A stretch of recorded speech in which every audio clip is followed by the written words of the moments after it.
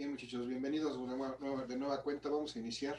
Si alguien más se adhiere a esta sesión, pero lo vamos recibiendo.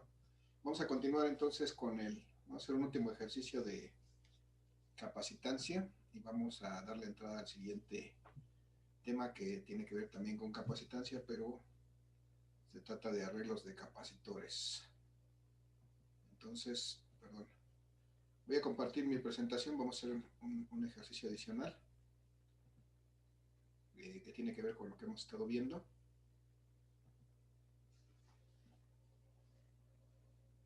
Tenemos nuevamente nuestro capacitor de placas planas paralelas que es capaz de almacenar energía en forma de cargas eléctricas y que pues en su caso podemos tener una aplicación práctica con él. O sea, nos puede servir para realizar algún trabajo, alguna situación. Les había platicado que un ejemplo pues, tangible o visible de cómo pudiéramos aplicar esto en la vida cotidiana es lo que sucede cuando tenemos en los coches modernos, cuando prende la luz interior de nuestro coche, cuando abrimos o cerramos las puertas, pues podemos ver un efecto que podemos lograr mediante un capacitor, por ejemplo. Entonces, si tuviéramos ese caso, eh, vamos a ver qué necesitaríamos hacer.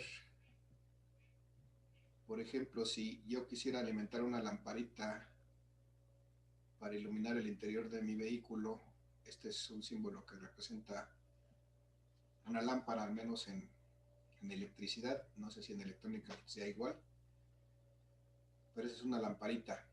Si yo quisiera alimentar esta lamparita mediante un capacitor, pues podría yo hacerlo.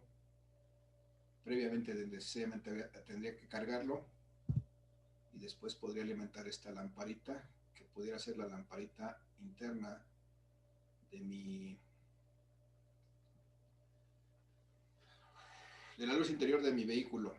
Generalmente esas lámparas son de muy pequeña potencia, pues, se requiere eh, muy poquita potencia para iluminar el interior de un vehículo, y actualmente también con las tecnologías modernas pues todavía menos. Entonces vamos a suponer que este foquito que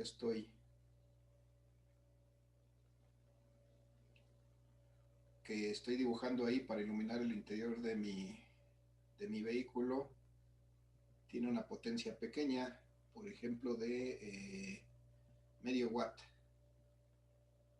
0.5 watts, esa es su potencia.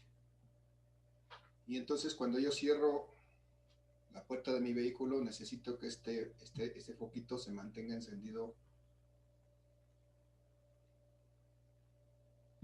no sé, alrededor de 5 segundos.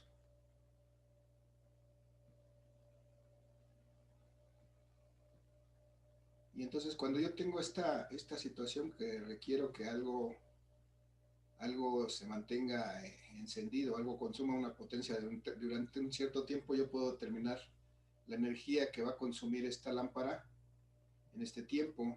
Si me acuerdo lo que no lo hemos visto en este curso, pero de mi curso de física 2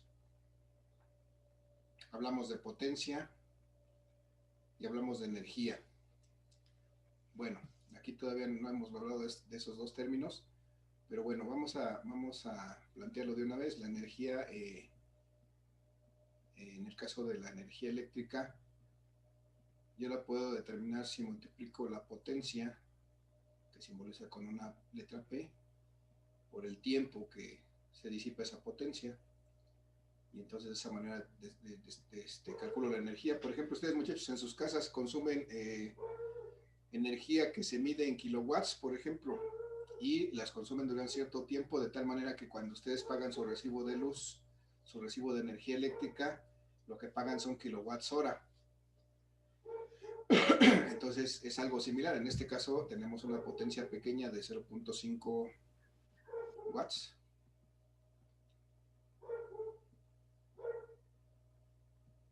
que debo de mantener encendido durante 5 segundos.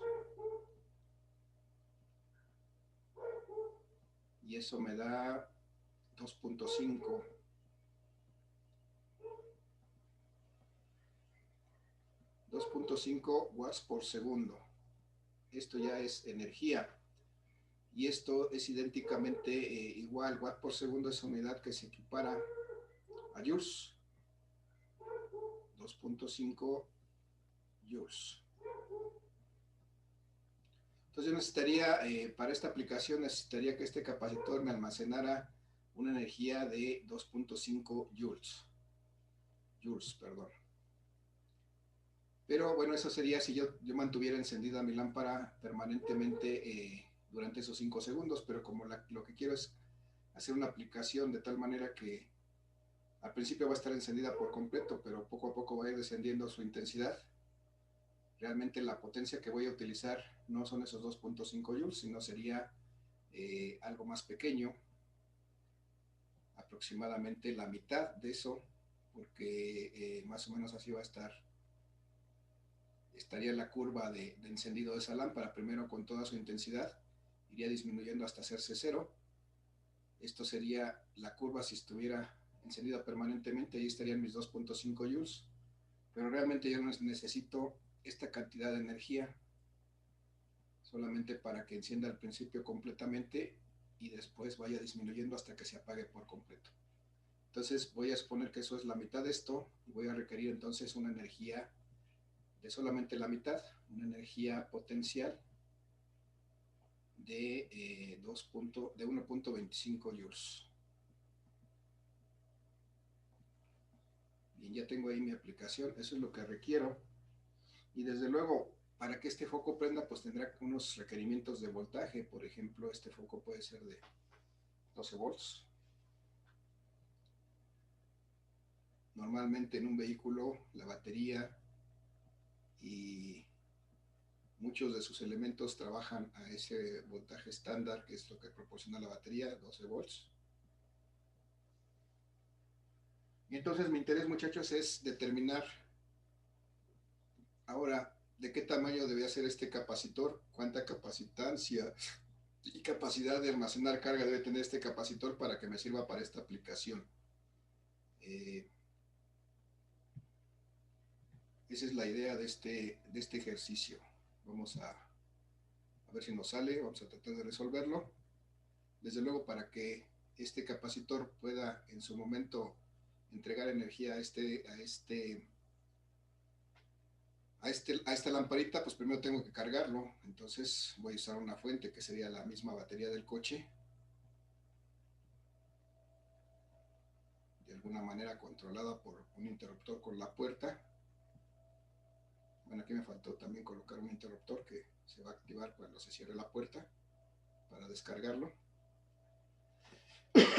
Y bueno, voy a ver que este capacitor, por ejemplo, los datos que conozco, es un capacitor que tiene un aislante. Vamos a usar un aislante bueno.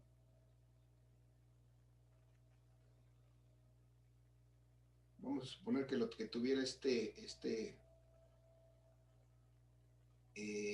capacitor fuera Mylar en su como dieléctrico, y que el espesor de este Mylar fuera de 2 milímetros, y entonces necesito determinar pues de qué dimensiones tendría que tener este capacitor para que me pudiera almacenar tanta energía como 1.25 joules a 12 volts, y entonces tendría que determinar de qué tamaño debo de fabricar este capacitor para que me sirva para esta aplicación. Bien, muchachos, entonces voy a poner aquí la constante dieléctrica de este Mylar, que es de 3.2. Esta sería esta constante K, 3.2. Y necesito dimensionar de qué tamaño voy a fabricar este capacitor. Bien, ya está planteada la situación, muchachos. ¿Alguien me puede ayudar? ¿Me puede decir cómo puedo proceder para determinar de qué tamaño va a ser este capacitor que tengo que fabricar para que me sirva para esta aplicación. ¿Alguna idea cómo empiezo, muchachos?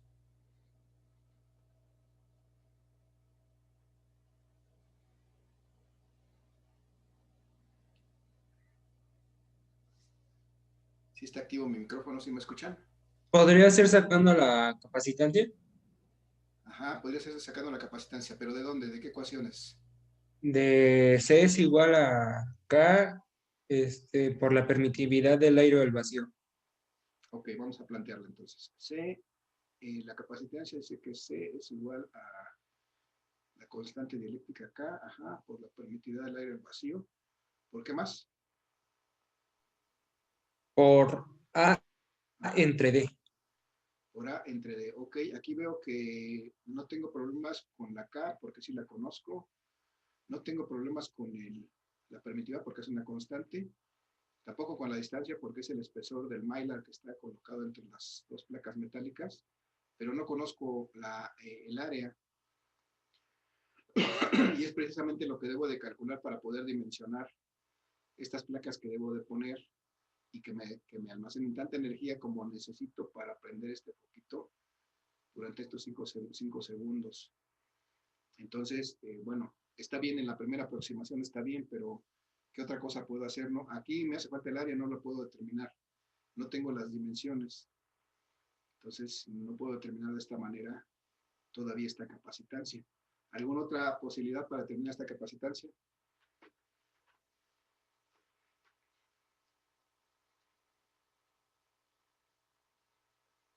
¿Alguna otra idea? Muchos, está bien, esta idea que dieron está bien, pero ya vimos que no es por ahí, no podemos llegar al resultado ahorita. ¿Alguna otra idea?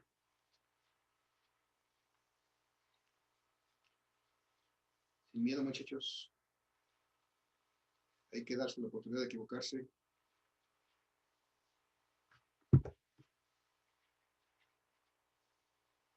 No, profe, no se me ocurre otra ¿Alguna otra idea. ecuación donde esté implicada la capacitancia?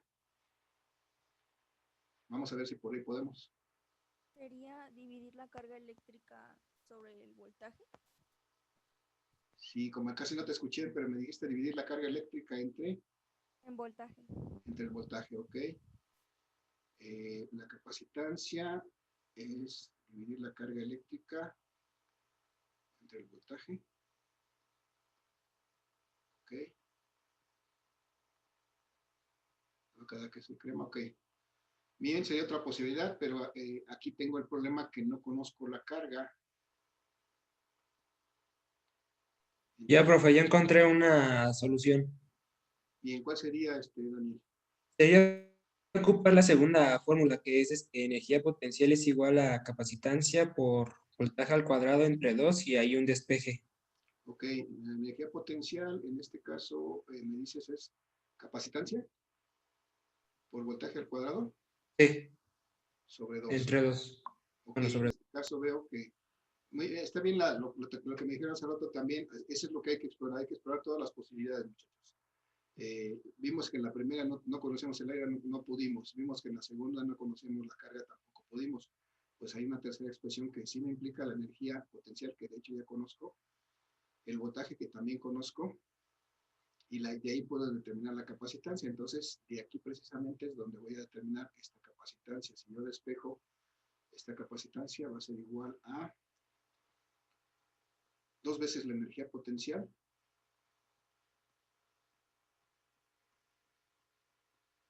entre el voltaje al cuadrado, ¿no? ¿Sale? Entonces, si hago esta operación, 2 veces la energía potencial es 2 veces por 1.25 joules.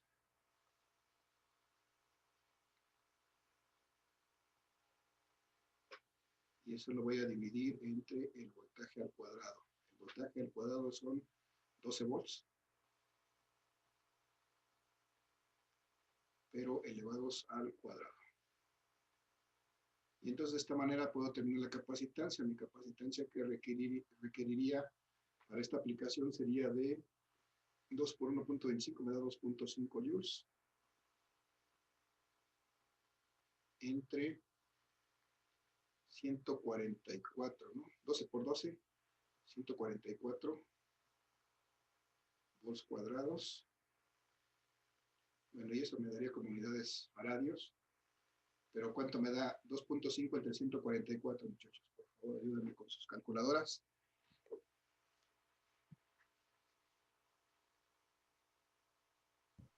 Da 0.017. Gracias, 0.017. Ok, faradios. Si yo lo escribiera como un múltiplo, submúltiplo, perdón, recorriera mi punto 3 lugares a la derecha, diría que son 17 por 10 a la menos 3, es decir, 17 milifaradios. ¿Sí? Si yo corro 3 lugares a la derecha del punto, serían 17 por 10 a la menos 3, 17 milifaradios. O sea, simplemente 0.017 faradios. Ok, yo encontré la capacitancia que requiero. Este capacitor tiene que tener una capacitancia, es decir, una capacidad de almacenar carga de este tamaño, de 17 milifaradios. Entonces, como ya conozco la capacitancia, muchachos, ahora necesito dimensionar de qué tamaño tengo que fabricar las placas de este capacitor, si sé que va a tener un dieléctrico que es un Mylar de 2 milímetros de espesor, con una constante de dieléctrica de 3.2. Entonces, ¿qué hago para determinar el área, muchachos?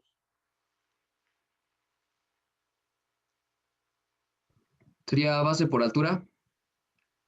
Pero ¿de cuál base y cuál altura? No tengo una base, no tengo una altura todavía. Ah, sí, cierto. Despejar la fórmula. Lo que tengo es la fórmula, entonces lo que puedo encontrar es el área. Ya después veré cómo lo dimensiono, ¿no? Pero primero lo único que puedo encontrar es el área. Entonces, efectivamente, como dice la compañera, vamos a despejar el área de esta ecuación. Vamos a despejar el área, que es lo que no conocemos y necesitamos para poder dimensionar este capacitor. Entonces, si despejamos el área, esta va a ser igual a, pues, mi capacitancia por la distancia de separación de las placas dividida entre la constante K por la permitividad del vacío. Y de esta manera puedo determinar el área que deben de tener estas placas. Vamos a ver que esta área va a ser igual a la capacitancia que acabo de encontrar de 0.017 faradios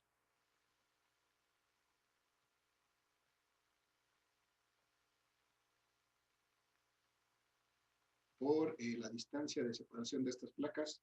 2 milímetros, muchachos, ¿cómo los expreso en metros? 2 por 10 a la menos 2. Digo a la 2. No, a ver, otra vez. Menos 3. Hola, menos. A la menos 3, ¿no? Son milímetros, para expresarlo en metros, 2 por 10 a la menos 3. Bien, ya está expresado en metros, ok. Y entonces la tengo que dividir entre la constante K que dijimos que era 3.2, la constante dieléctrica del Mylar en este caso, 3.2 por la permitividad del vacío, que es 8.85 por 10 a la menos 12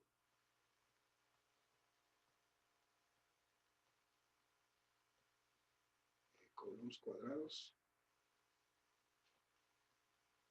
sobre Newton metro cuadrado. Entonces vamos a hacer esta operación.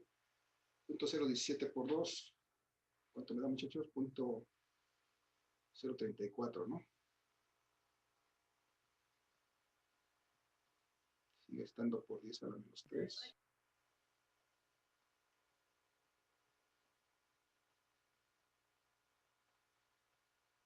Y eso lo voy a dividir entre... ¿Cuánto me da, muchachos? 8.85 por 3.2, si me ayudan con su calculadora. 8.85 por 3.2. 28.32. 28.32. Sí. Gracias. 28.32 por 10 a la menos 12. Ahora Ahora si me ayudan, ¿cuánto me da esa operación?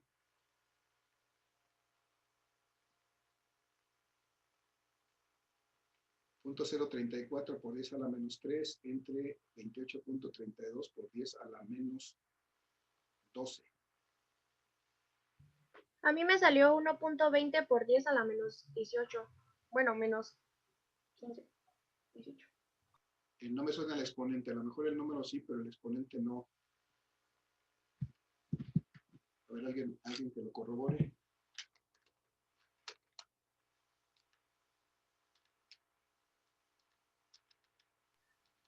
Sería la menos 9. La menos 9. ¿1 punto qué? 1.20. 1.2, ok. Por 10 a la menos 9.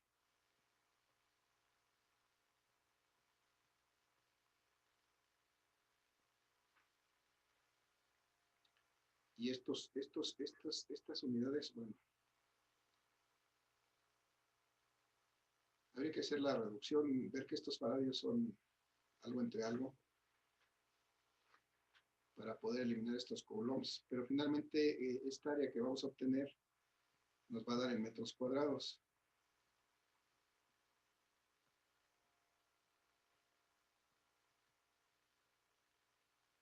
.2 por 10 a la menos 9 metros cuadrados. Porque estamos utilizando unidades del sistema internacional. Y entonces esa área de 1.2 por 10 a la menos 9 metros cuadrados,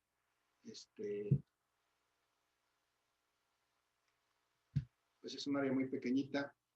No tenemos una idea de qué tamaño es esa área.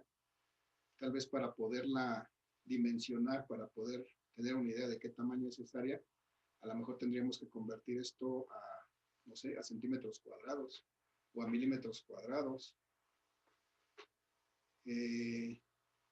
¿Alguna idea de cómo hago eso, muchachos? 1.2 por 10 a la menos 9 metros cuadrados.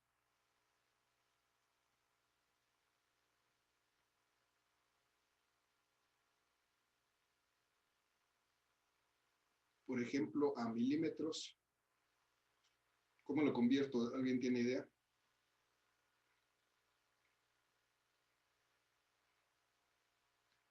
De su curso de física 1, muchachos, conversión de unidades. No, profe. La verdad, yo tampoco me acuerdo muy importante. ¿Cuántos metros tiene un milímetro? Al revés, perdón. ¿Cuántos milímetros tiene un metro? Sería abrir dos factores de conversión para convertir de metros lineales a metros, bueno, sí, Ajá, sí, sería así. Como no sabemos realmente los metros cuadrados a los metros cúbicos, vamos a usar los factores lineales. Sí sabemos, no sabemos cuántos metros cúbicos o cuántos milímetros son un metro cúbico, por ejemplo, pero sí sabemos que un metro, ¿cuántos milímetros son? En un metro lineal, ¿cuántos milímetros son? 1000, ¿no? Es decir, 10 a la 3. Profe, Yo, en la parte de arriba de 1.2 por 10 a la menos 9, ¿no sería 1.2 por 10 a la 9? no sé. Déjenme verificar la cuenta, por eso les pedí que me verificaran la cuenta. Vamos a hacer la .034 por 10 a la menos 3. Ajá. Entre 28.32 por 10 a la menos 12. ¿Ok? Otra vez. 34 por 10 a la menos 3. Entre 28.32 por 10 a la menos 12. Ok, eso me da 1.2 por 10 a la 369. Bien, es correcto, Andrea, es correcto la observación. Gracias, tenemos un error entonces aquí en este cálculo. Ya decía yo que algo andaba mal. No es a la menos 9, es a la 9. Entonces vamos a reconsiderar. Bien, 1.2 por 10 a la 9 metros cuadrados, muchachos. ¿Se imaginan cuánto es eso? ¿Alguna idea de qué tamaño es esa área?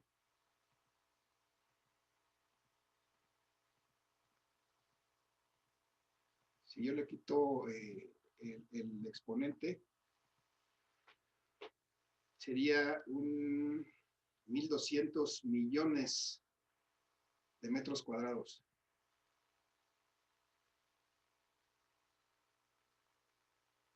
¿Sí lo ven, muchachos? 1.2 por 10 a la 9 es 1.2 con 9 ceros adelante.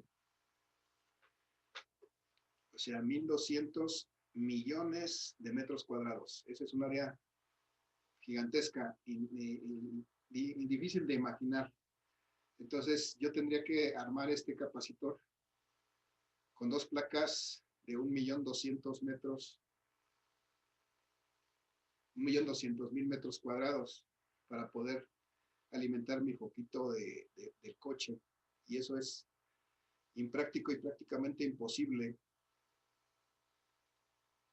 ¿verdad? ¿Sí o no, muchachos? ¿Sí se imaginan esta área de 1.2 por 10 a la 9 metros cuadrados?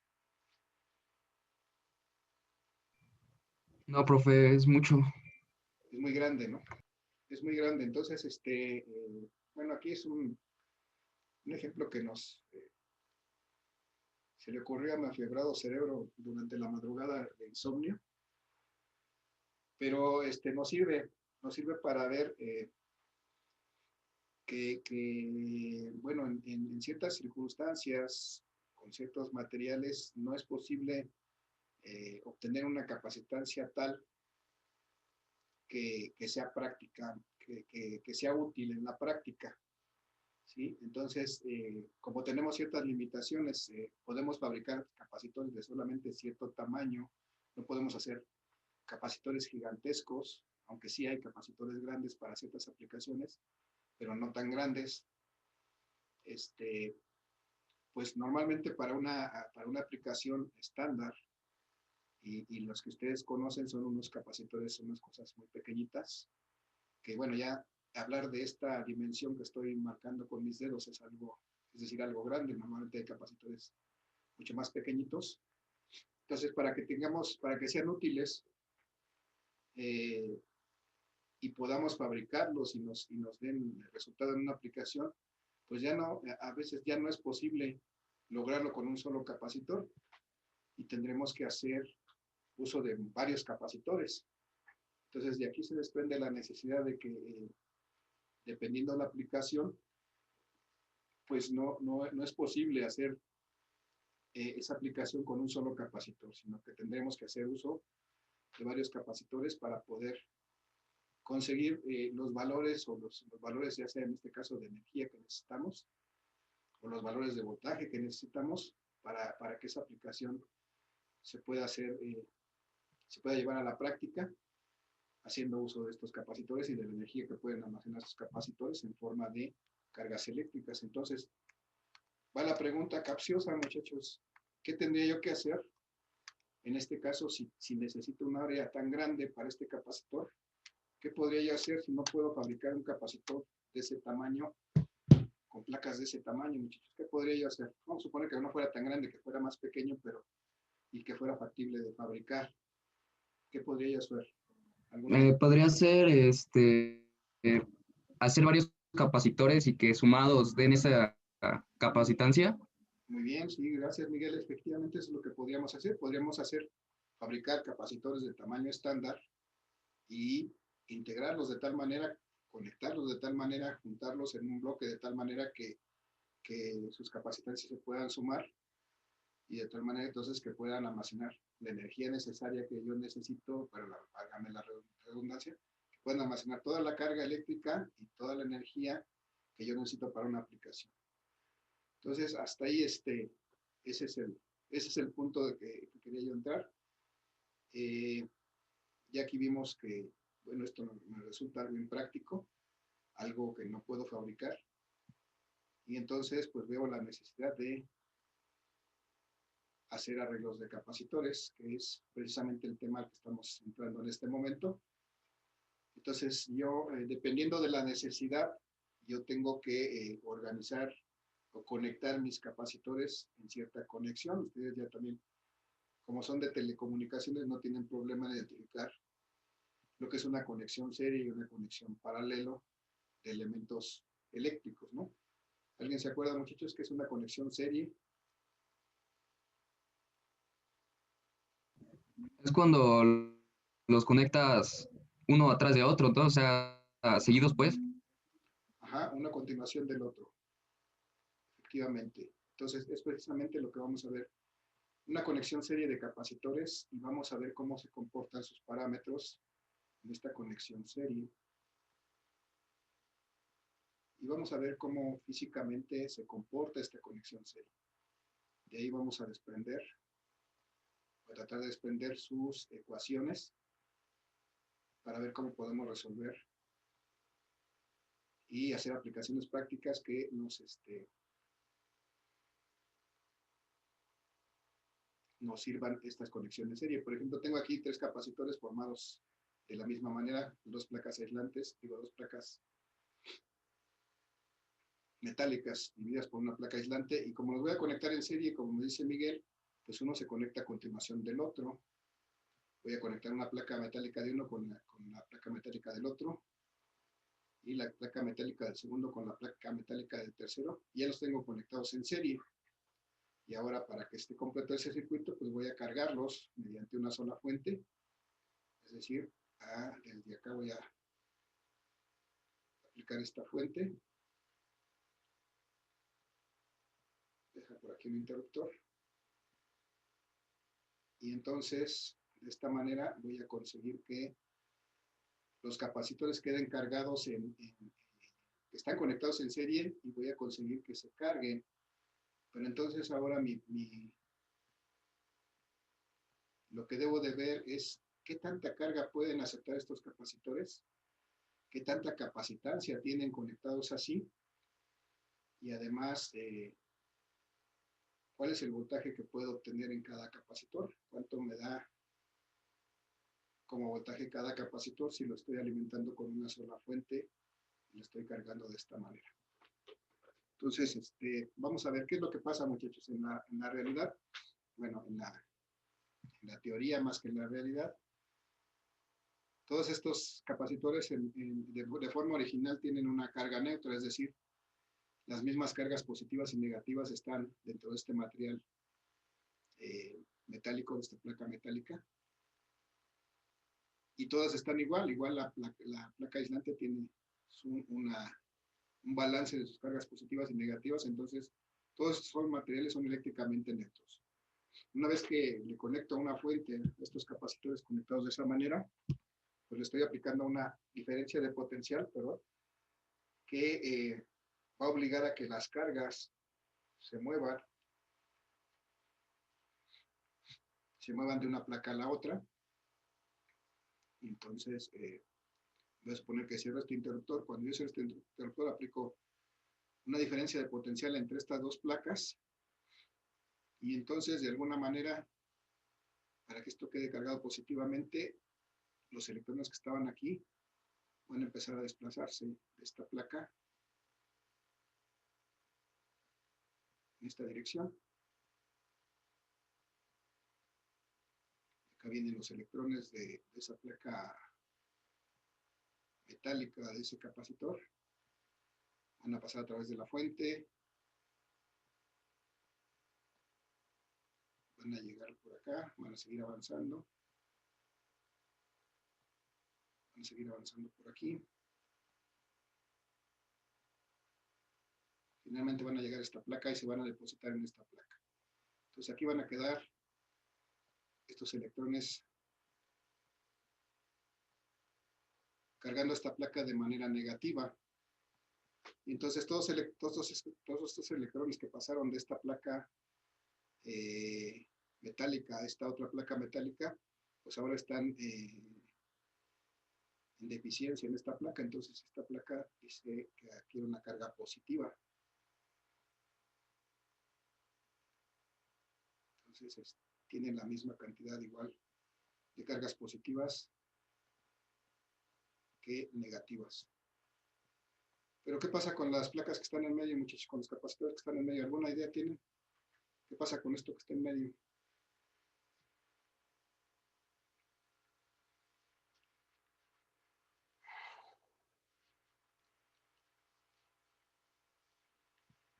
¿Hay alguna idea, muchachos? Si no hay idea, también puede decir no hay idea.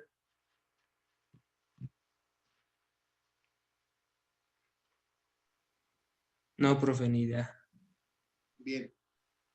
Cuando hacemos esto, cuando las cargas negativas de esta placa migran a través de la conexión movidas por esta fuente hacia la otra placa metálica, aquí hay una deficiencia de electrones. Y entonces lo que hace esto es que en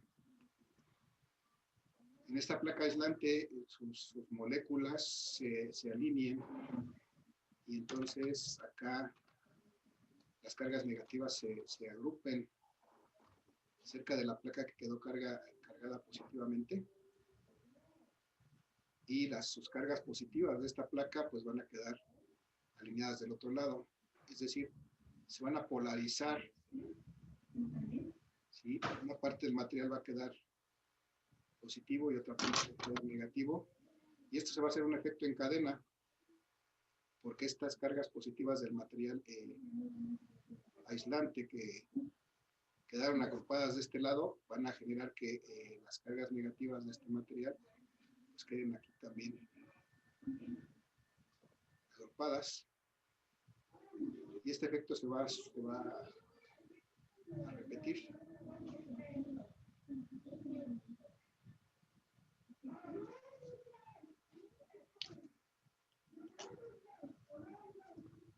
De este lado va a pasar lo mismo, aquí van a quedar las positivas.